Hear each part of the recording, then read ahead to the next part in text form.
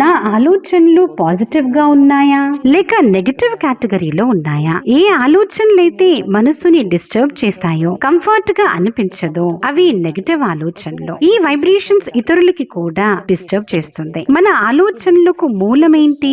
ఆలోచనలకు ముఖ్యమైన మూలం సమాచారము. ఏ విధంగా అయితే ముడి పదార్థాలను భోజనంగా స్వీకరించడం వలన మనకు శక్తి లభిస్తుంది, అందువలన రోగ నిరోధక శక్తి పెరుగుతుంది. ఇది మన డైట్ పై ఆధారపడి ఉంటుంది. అందుకే ఆరోగ్య సమస్యలు వచ్చినప్పుడు డైట్ ను సరి చూసుకొని మార్చుకుంటాం. ఎందుకంటే డైట్ వల్ల ఆరోగ్యంగా ఉంటాం. మరి మనసు యొక్క ఆరోగ్యం కోసం ఏ డైట్ అవసరము? మనసుకి ఎమోషనల్ డైట్ అనేది అవసరము. ఎమోషనల్ డైట్ అంటే సమాచారము. ఏవైతే మనం వింటాము, చూస్తాము, చదువుతాము, ఈ మూడు మనలోకి ప్రవేశిస్తాయి. ఇవి ఇక్కడే ఉండిపోతాయి.